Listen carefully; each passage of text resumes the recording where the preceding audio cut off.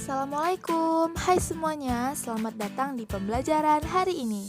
Kita akan membahas mengenai landasan filosofis kurikulum. Filsafat penting bagi pendidikan. Filsafat yang mengkaji knowledge of the good life membantu pendidik memahami hakikat hidup yang baik bagi individu dan masyarakat. Artinya, kurikulum memuat pedoman dan arahan tentang pengetahuan, keterampilan, sikap atau kompetensi apa yang perlu dikuasai anak agar ia kelak bisa menjadi orang yang diinginkan sehingga ia fungsional dengan baik di masyarakat. Filsafat memberikan dasar bagi pendidik dan pengembang kurikulum untuk menentukan fondasi yang kuat dalam mendesain kurikulum, menemukan alternatif kurikulum yang tepat, mata pelajaran yang relevan, materi ajar yang serasi, metode yang ampuh, sistem evaluasi yang terpercaya, dan arah perbaikan kurikulum yang benar dalam konteks kehidupan bermasyarakat yang baik.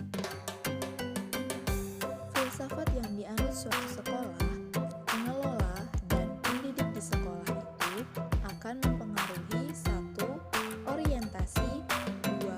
Tujuan, 3. Konten kurikulum, 4. Materi ajar, 5. Metode, kegiatan belajar, serta 7. Strategi penyampaian materi di sekolah. Menurut Ornstein, filsafat tidak hanya penting bagi rancangan awal kurikulum, tetapi juga krusial dalam menetapkan proses pembelajaran. Filsafat memiliki kriteria dalam menetapkan 1. Tujuan, 2. Proses, dan 3. Tataran kurikulum pendidikan. Sangat tepat jika filsafat merupakan salah satu fondasi kurikulum untuk memfasilitasi pendidikan siswa agar mereka kelak dapat mencapai pendidikan yang baik.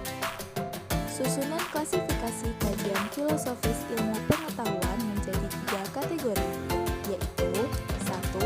Ontologi yang menyangkut hakikat realita, 2. Epistemologi yang menyangkut hakikat ilmu dan pengetahuan, dan 3. Aksiologi yang menyangkut hakikat nilai-nilai.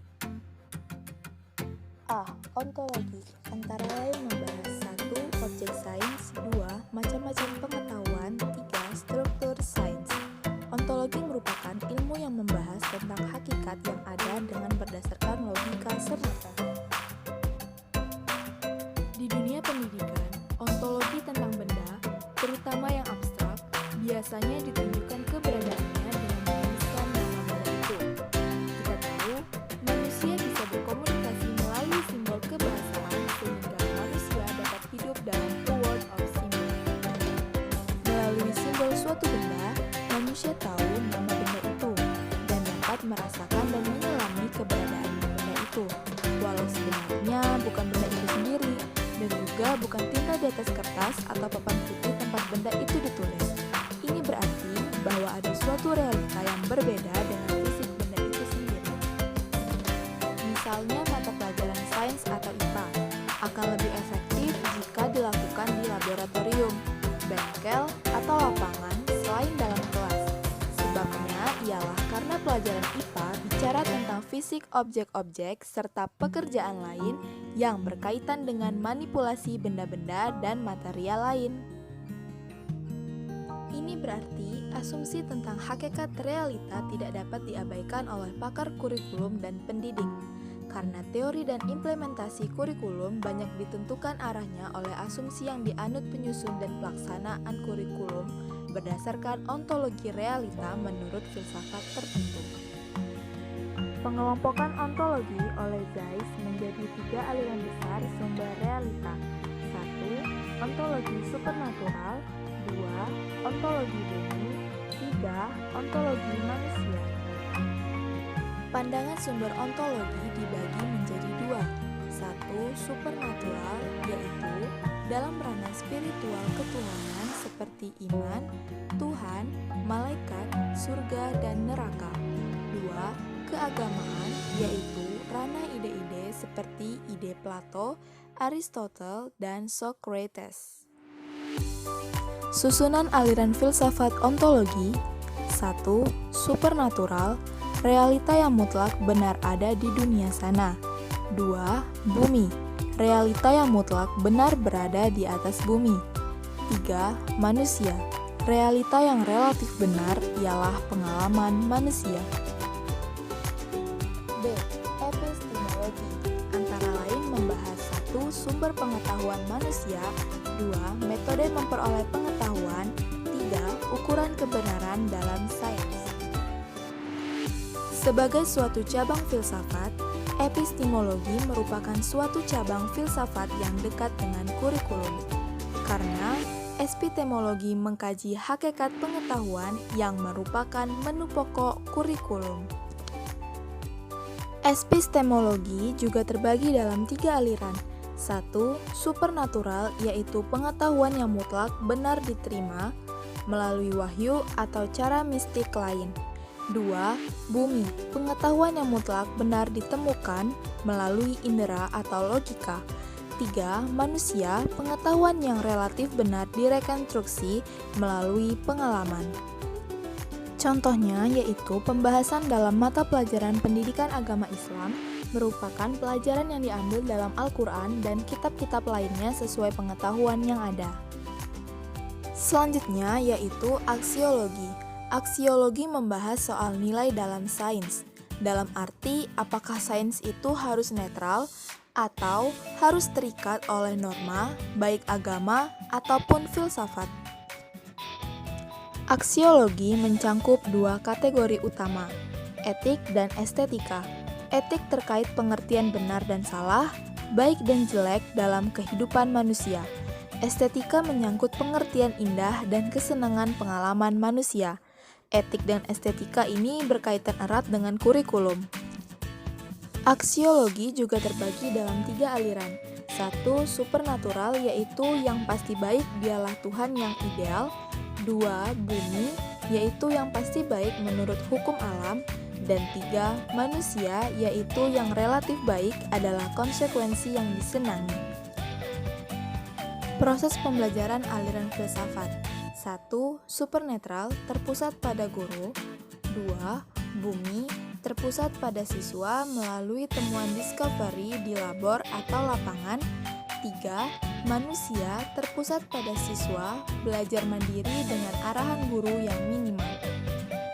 Selanjutnya, kita akan membahas mengenai aliran filsafat pendidikan yang terdiri dari perennialisme, esensialisme, progresivisme, dan rekonstruksionisme. A. Perennialisme, memandang pendidikan sebagai jalan kembali atau proses mengembalikan keadaan sekarang. Perennialisme berpendapat bahwa mencari dan menemukan arah dan tujuan yang jelas merupakan tugas yang utama dari filsafat, khususnya filsafat pendidikan. Aliran ini berpendapat bahwa tugas utama pendidikan adalah mempersiapkan anak didik ke arah kematangan. Matang dalam arti hidup akalnya. Jadi, akal inilah yang perlu mendapat tuntunan ke arah kematangan tersebut. Filsafat perennialisme menjagokan kurikulum yang mengajarkan hanya mata pelajaran untuk mengembangkan kemampuan intelektual, seperti sejarah, geografi, ekonomi, kimia, biologi, fisika, dan gabungan dari beberapa mata pelajaran seperti IPS, IPA, dan lain-lain. Misalnya di pendidikan dasar, kurikulum harus mengutamakan the 3 Rs, di samping pembelajaran moral dan agama. Kurikulum pendidikan perennialisme bersifat subject center dan pembelajaran bernuansa teacher-dominate class yang mereka sebut liberal education dengan tekanan utama pada bahasa, kesetaraan, matematika, logika, seni, dan sains. Dapat disimpulkan bahwa pada kurikulum perennialis hanya ada satu kurikulum yang homogen bagi semua siswa dimanapun mereka berada, tanpa peduli pada perbedaan individual siswa, baik perbedaan lingkungan fisik, psikologis, dan kultural.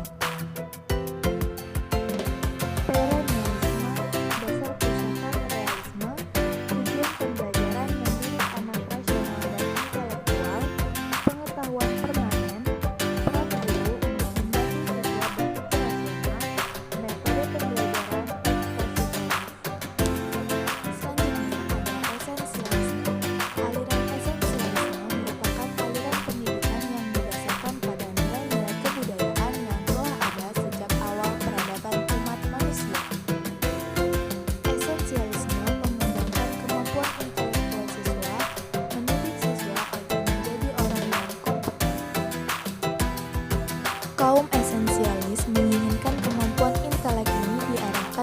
pemenuhan kebutuhan modern melalui disiplin akademik kebahasaan, matematika, sains, sejarah, dan bahasa asing.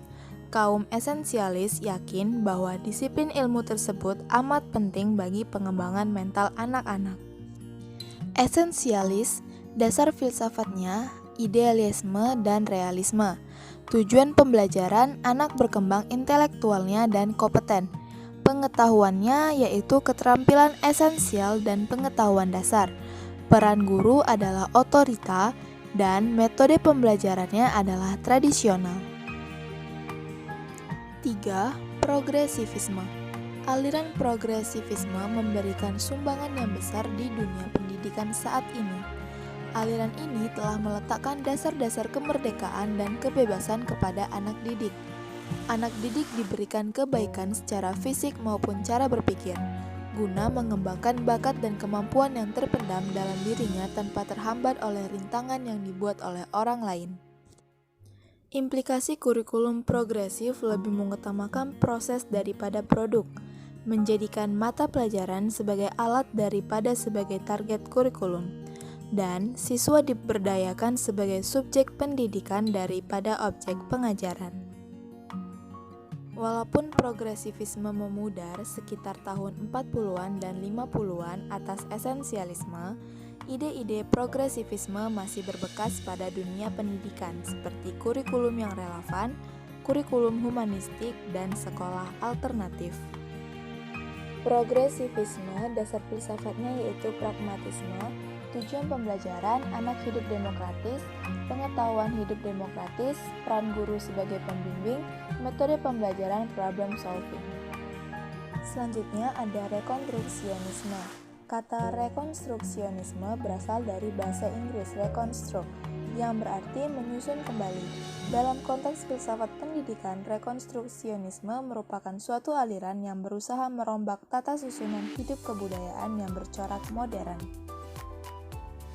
Rekonstruksionisme memandang kurikulum sebagai instrumen untuk membekali siswa dengan pengetahuan dan keterampilan untuk melakukan rekonstruksi sosial melalui mata pelajaran yang relevan, seperti sosiologi, antropologi, ekonomi, ilmu politik, dan psikologi sebagai bekal untuk melakukan climate change pada masyarakat. Rekonstruksionisme, dasar filsafatnya yaitu pragmatisme, tujuan pembelajarannya rekonstruksi masyarakat, pengetahuan dan keterampilan dibutuhkan masyarakat, peran gurunya sebagai agen perubahan, dan metode pembelajaran yaitu problem solving.